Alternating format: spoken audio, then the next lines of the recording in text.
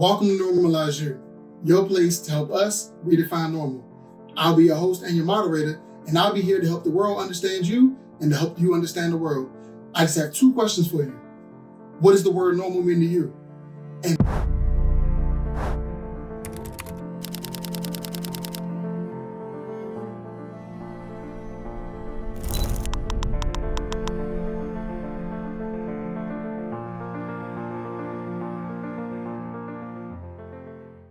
how's it going, fellas? Well, great. Sorry about that. Pretty good. We up. Yeah, another day.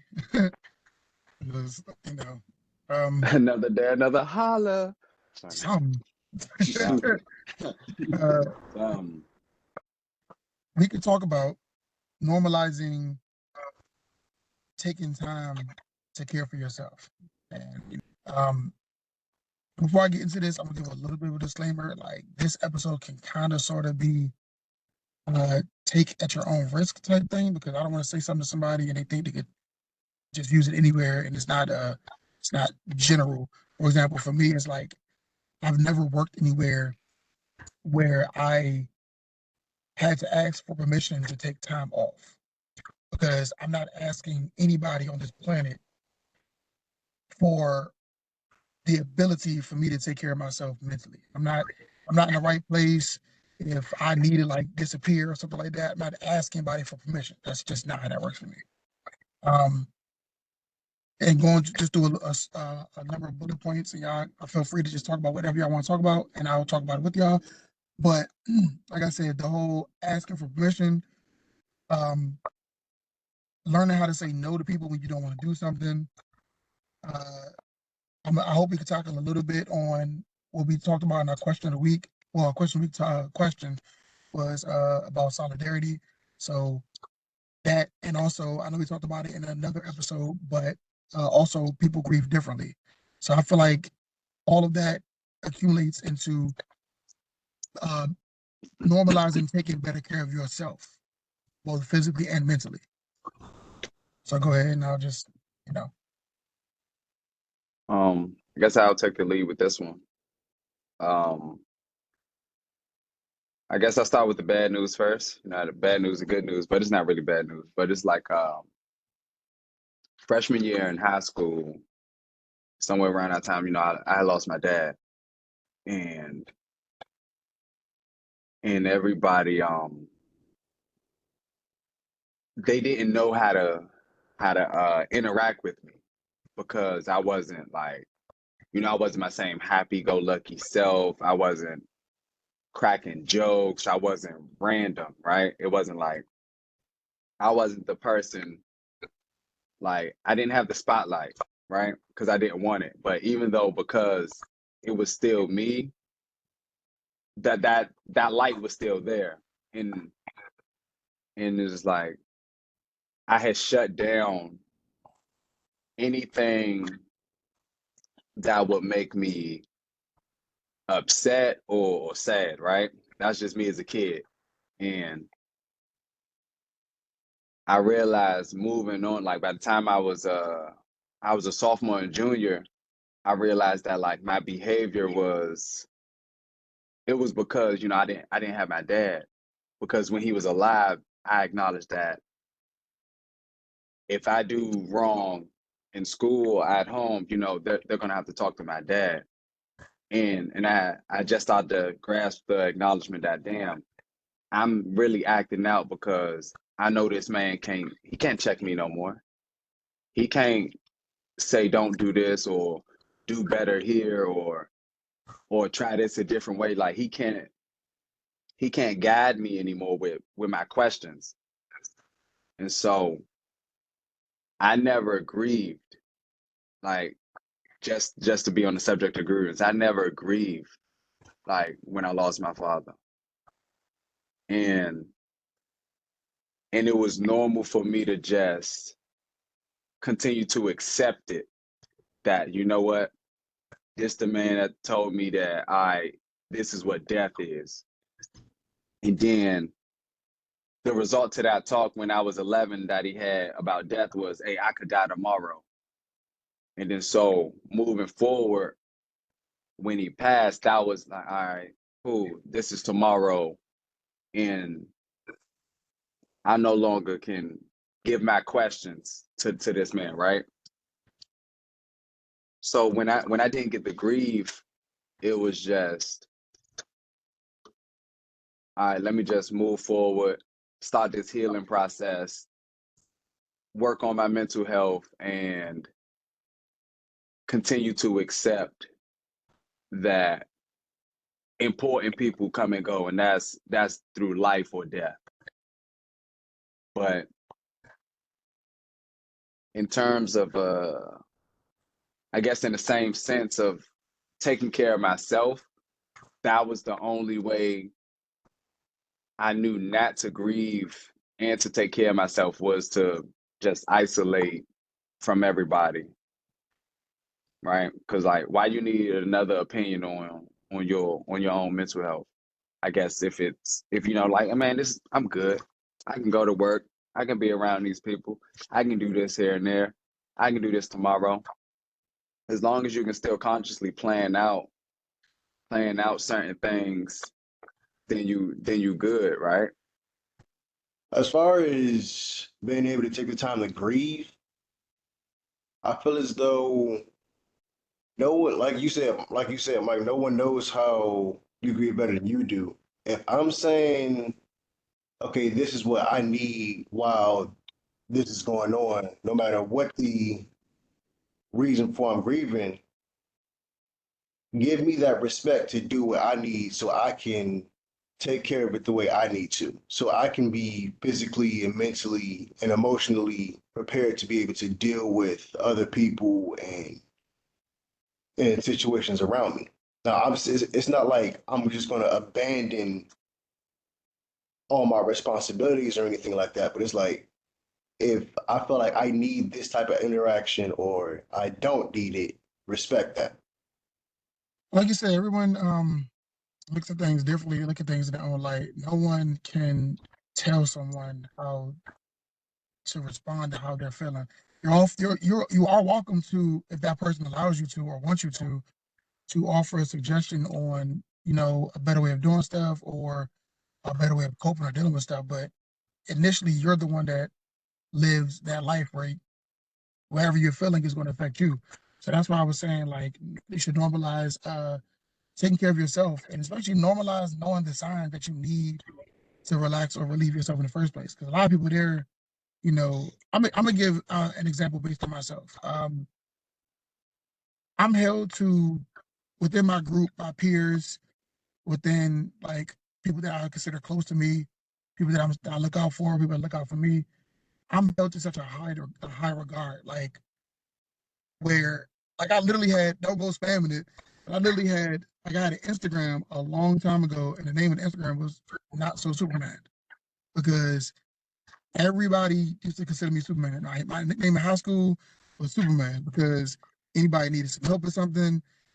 Hey, here I go. I'm right there to help you. Somebody was in a dangerous situation. I'm ready to help you. Life or death, I'm there to help you. And sometimes it takes a toll on you, and you gotta find a way to maintain your peace. You gotta find a way to maintain your balance, because as far as it goes, I'm never gonna not be that.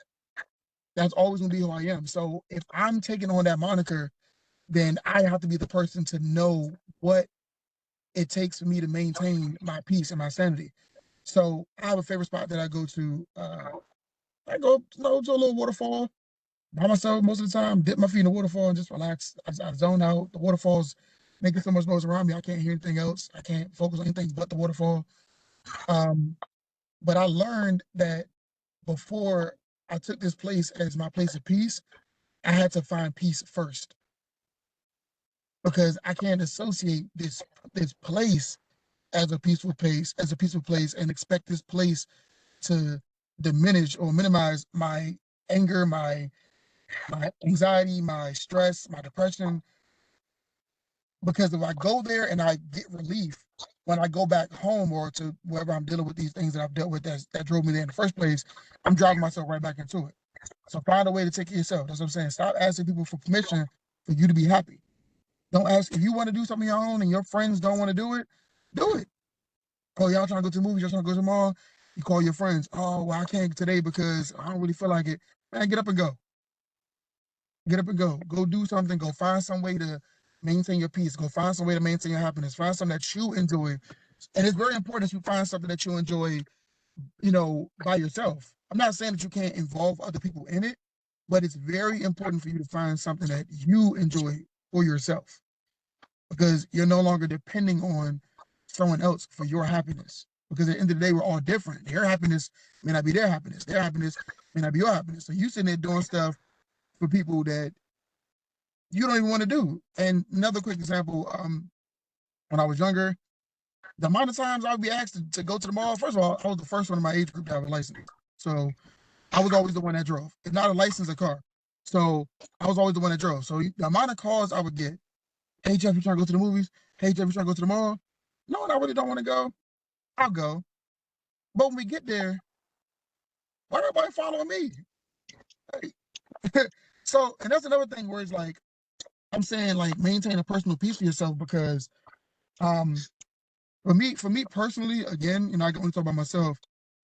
I've spent my entire life, and I can pretty much tell my demeanor and how I'm talking about this conversation. It really bothers me to a degree, and I never really like talked about it to anybody. But since I was young, I've always played the role of a protector. I don't know how to play any other role at all.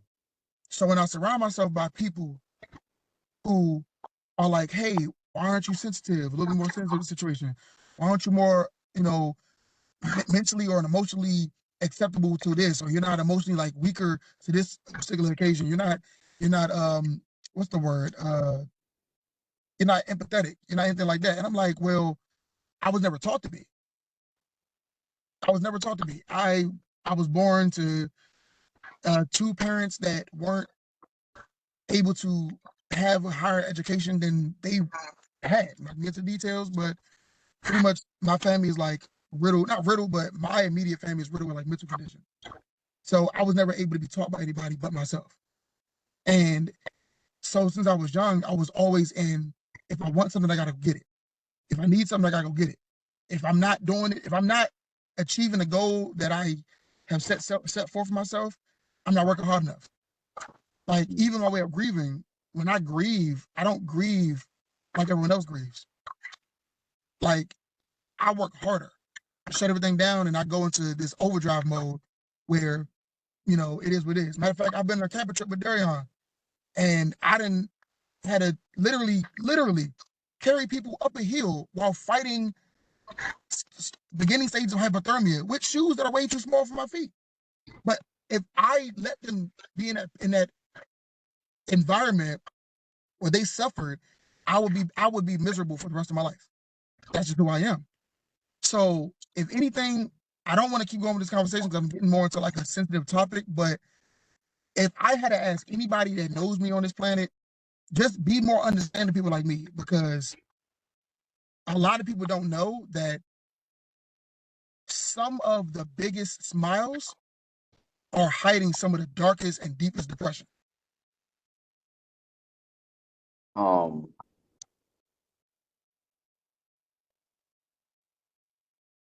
All right. Correct. Sorry. No, my brain just I had to process everything you said, but also remember where I wanted to jump in at where he said he never learned to empathize, right? And this is a two-part, I'm gonna have to paraphrase it, right? Where I first grasped independence when I was 5 because I couldn't start school on time. So I had to first remember certain rules, right? Where don't answer the phone, don't answer the door, don't open a window, don't look out the window, just make it seem like no one's home, basically, right? And then from there, it was like, all right, what can I do now from what I know? So I used to just read all the time. Fast forward to um, losing my grandfather on my dad's side. I've I've only known like more positive moments up until then, right? Like that was probably my first empathetic moment in life where my grandfather died, and I remember one of my brother's reaction, and like he like banged his head, like not really banged it, but like he slammed it on the hood of a car, like in like this, like in despair, and I didn't know what to do because it was just like I'm a kid, like he ain't but 2 years older than me, but I'm a kid, so I'm just like, like what's going on? All I remember was my dad saying, "Your grandfather passed." That was his reaction. My other siblings didn't really react, and I'm just staring at my brother, and I'm going, what's wrong though? Like, cause I did at this point, I'm like, I don't even know, I don't know much about life. Like, remember, I didn't even know about death then, so I don't know. So I'm what's wrong? I'm trying to figure out what's wrong, because I wanted to help him, because this is the dude that's always helped me so far, and I wanted to help him. And then everybody's just sitting around, it's kind of calm now, and I just, only thing in my head is my brother's crying, but nobody's crying anymore. Nope, like everything's calm, like everybody's okay at this point. But I'm still the youngest out of the group, and I'm just, my brother's crying. I've been thinking about this for hours now. My brother's crying. And then so I just start crying because now it didn't set in. Something happened to granddad, and he cried. So now my brother's crying, but I don't know what to do. So now I'm crying.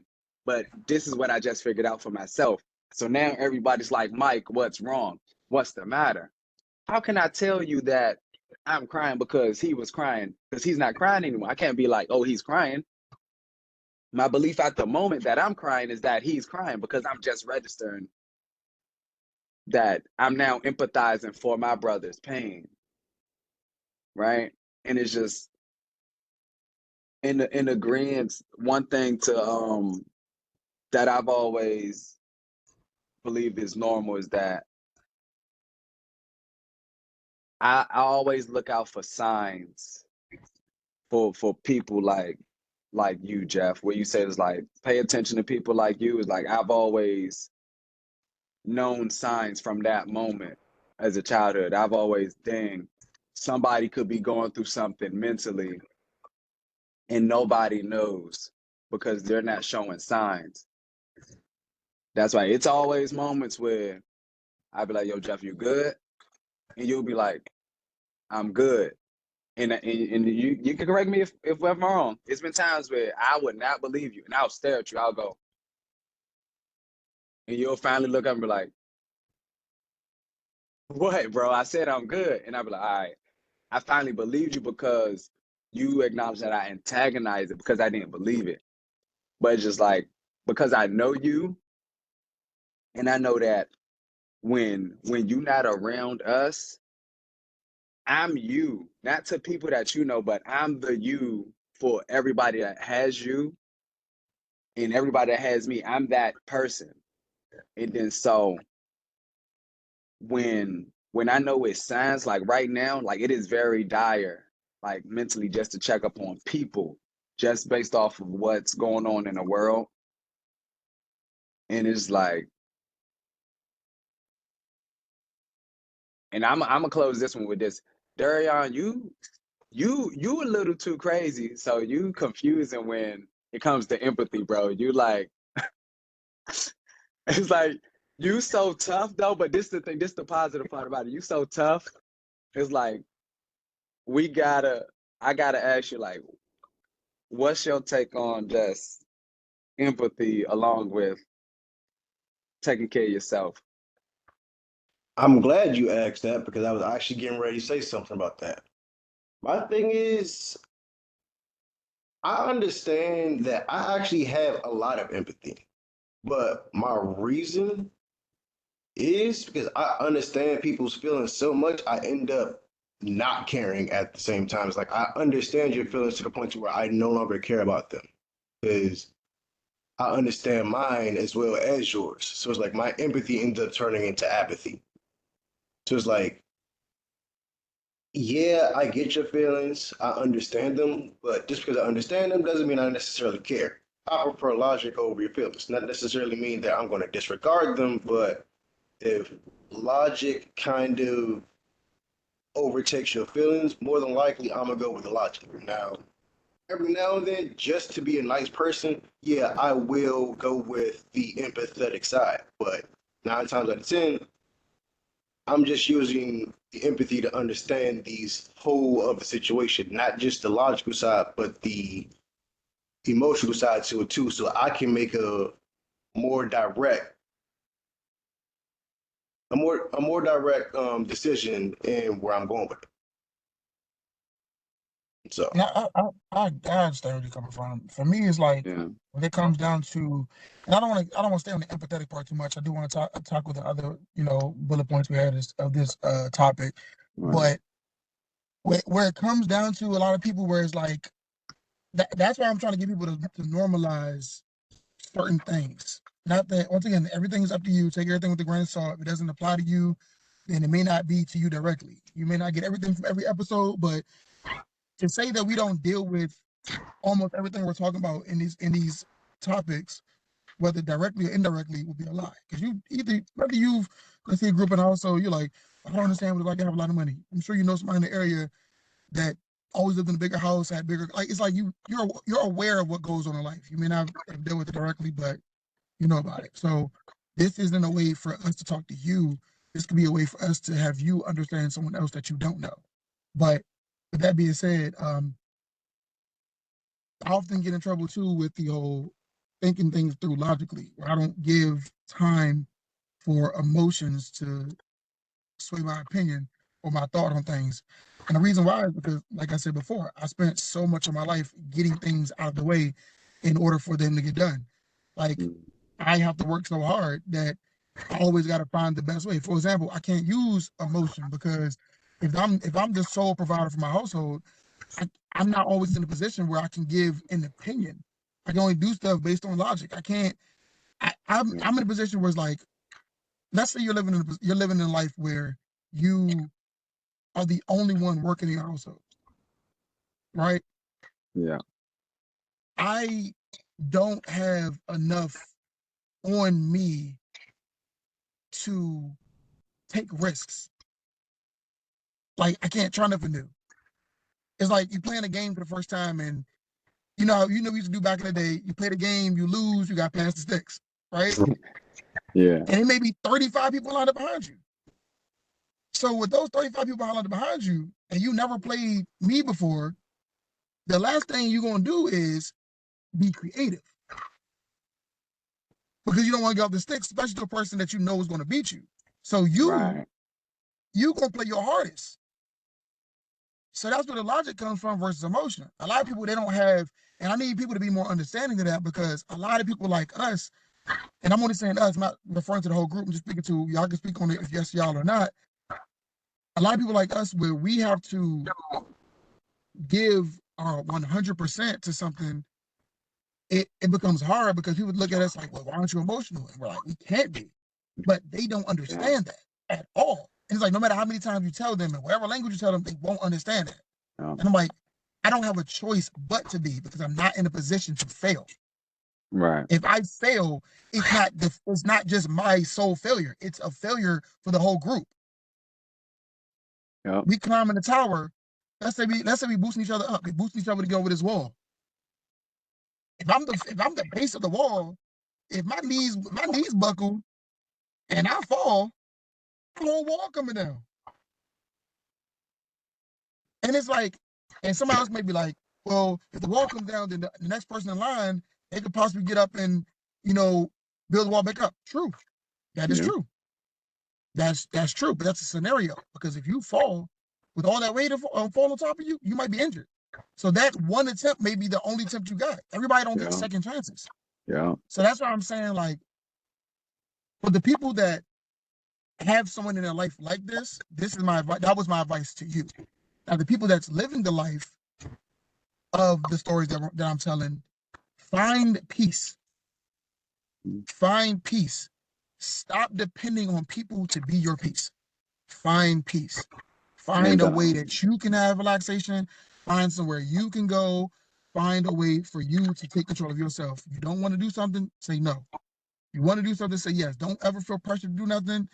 Just enjoy life, find peace. and I'm a I'm gonna just briefly close in with what both of y'all said, right? And I think that's my battle now, where I'm I'm relearning to empathize because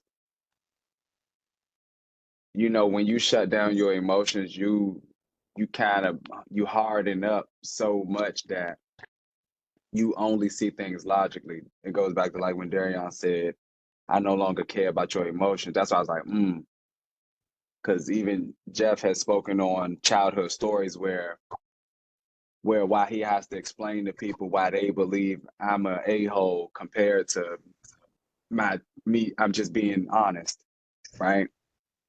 That's because these were the phases in my life where, bro, I'm not about to empathize. You ain't lose your dad. Like that's how I was.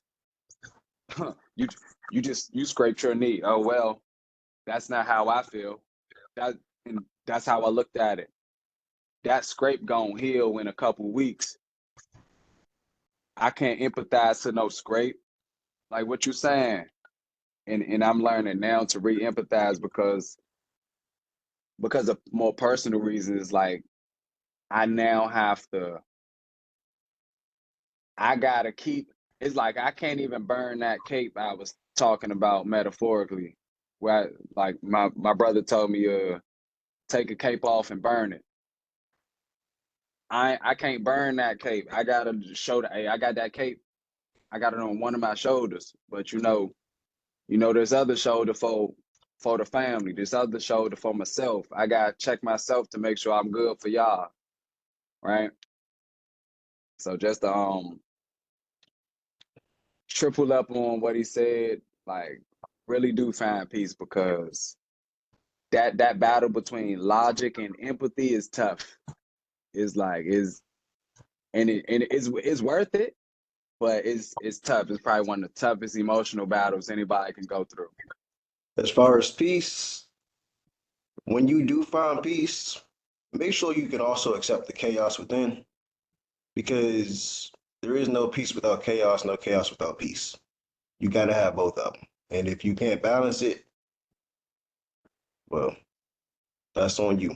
Chaos without peace leads to discord. Right. And to go back to what I was saying about the whole, people being who they are type thing, where it's like like I said, you run into people who, um, like I said, don't know how to be a certain way where it comes like because of their upbringing. Like you ask people questions, you talk to them. That's why it pays to get to know somebody that you want to get to know. Get to know them. Don't Everything's not gonna be perfect. Everything's not gonna be perfect. You're gonna have moments where it's like you're not gonna understand stuff because you're thinking about it from from a perspective that this person may or may not know, and well, in this case, they don't know, and then the other person may be handling things from a perspective you don't know. Like I said before, I'm only used to being protective. Anybody knows me, it's just who I am. Like it's just who I am, and I don't like telling stories about things that I've done because I feel like the honor is destroyed or diminished when you talk about things like that. I usually just like to metaphorically go to the grave for stories. But I guess in this particular situation, I can talk about it, I guess. So for 3 Saturdays in a row, I had saved somebody from a burning car. And if you lived in at this time, because at this time I was in the DC area. So if you were around the DC area, I can get to tell you where I live at because I don't live in DC. If you were at any point around the DC area around this time where there was like three, I don't know if it really made the news. I don't watch the news.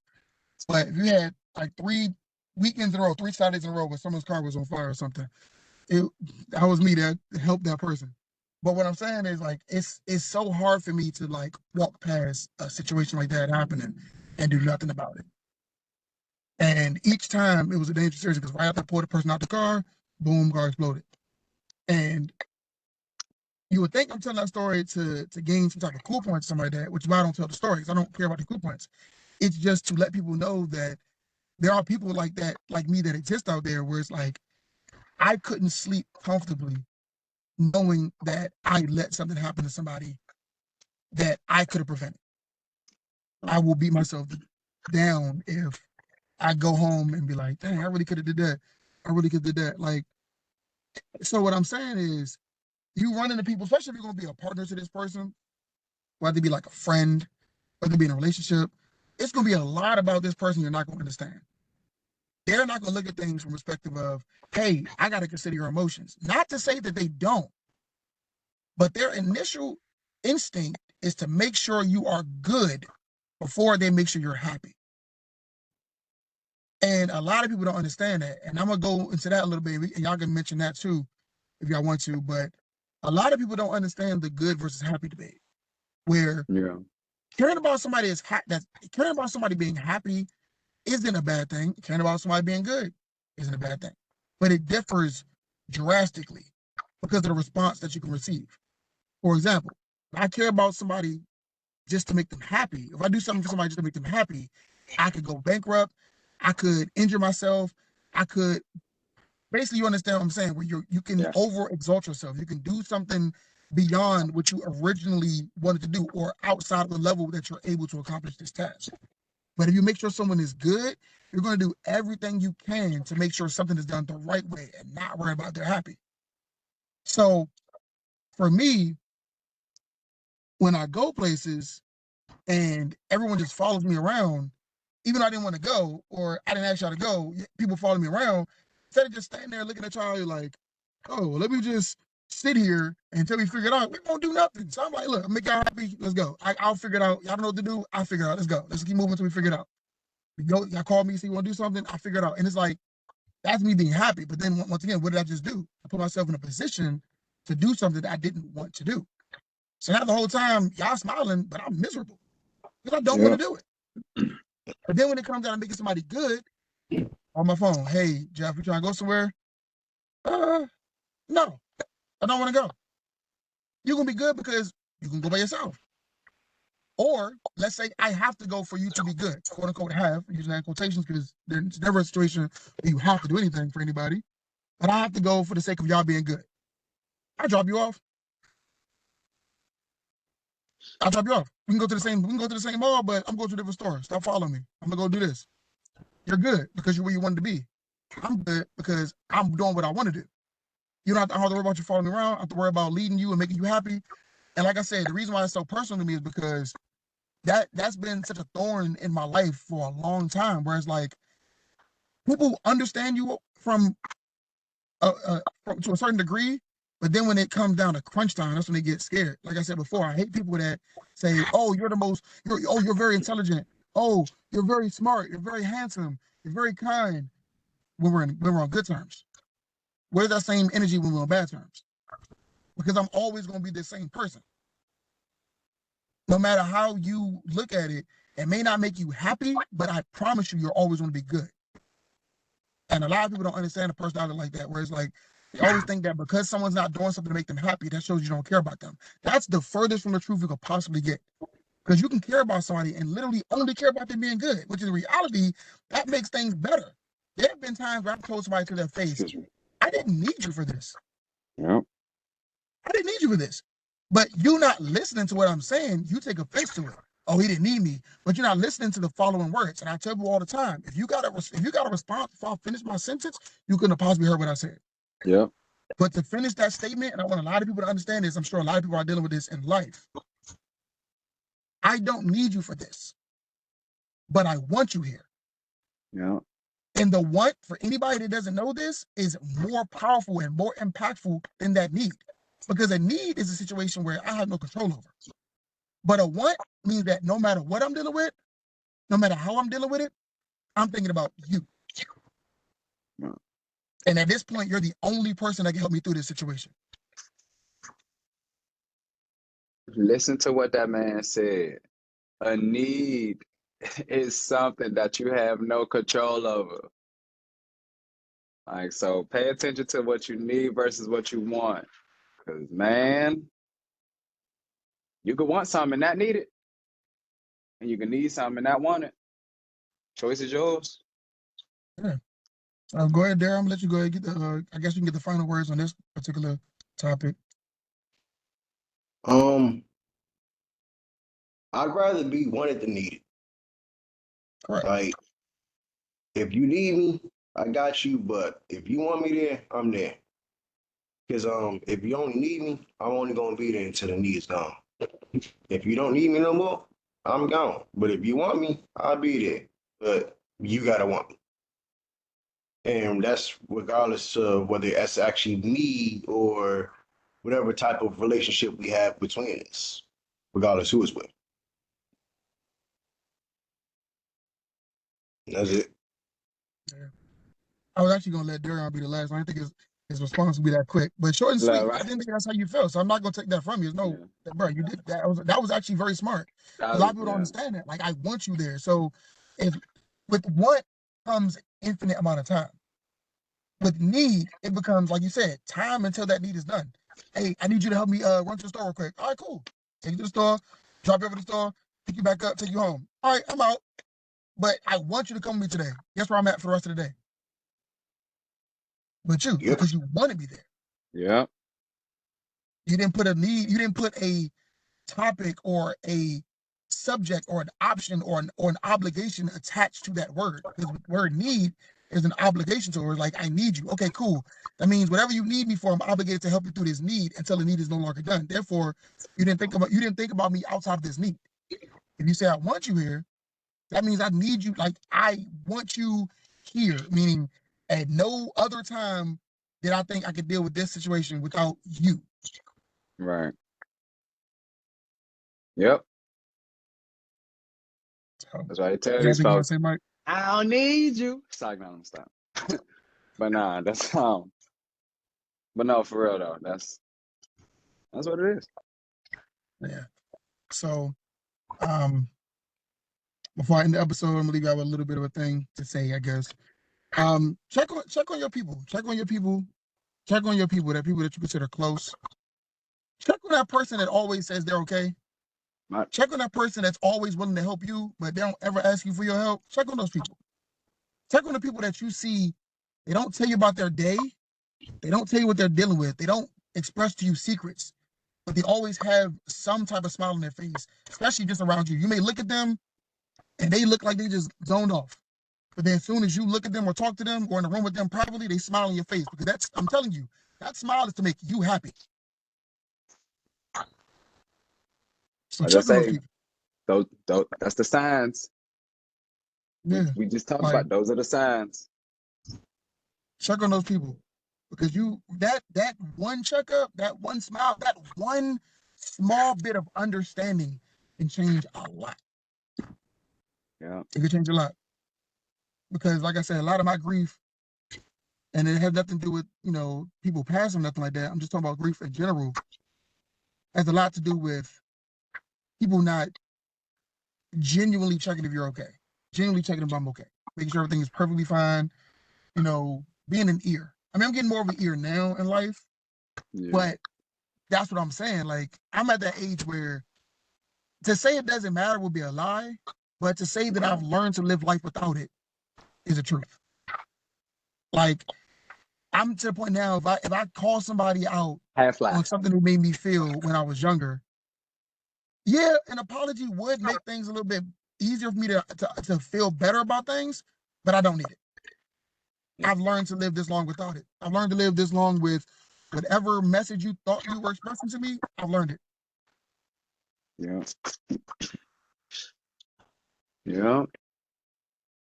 To this day, what I say, Jeff, I call you out of nowhere. Unless it's this, what I say, what I'm calling for. I call That's for true. nothing. I done called Darian a couple times. Hey, bro, what you doing? We be on the phone about an hour, talk about nothing. Because why? I ain't call you for, I ain't had no reason to call. I just let me see what they doing. Hey, bro, you Right. breathing? All right, I don't hear no, unless it's a construction truck. I ain't hear no beeping in the background. Okay, you good? All right. Other Yeah. than that, that's what he means. Just check up on your people. Yeah, I know this episode was all over the place. I know it was a bunch of like ums and ahs, but it's like this is one of those situations that's like really personal. So in order for me to speak coherently on it, it's kind of hard because like I can only speak based on how I feel about it. Right. So it's not gonna come out like a script. It's not gonna come out as pristine and straight through as the other episodes have been. I ain't gonna lie, this episode may jump ahead of another episode. This may be episode 3. Yeah. Because by the time I don't want this episode to come out way past when we want people to know what we're talking about. So this might come out a little earlier. If that's it, like I said, I don't want to, saying stop something into oblivion when I come to these conversations, but just talking with people, and for the people that's dealing with it and living that lifestyle, find peace within yourself. Find anything that can make you happy, and then go find a happy place. And on that note, it's been another episode of Normalize You. We out.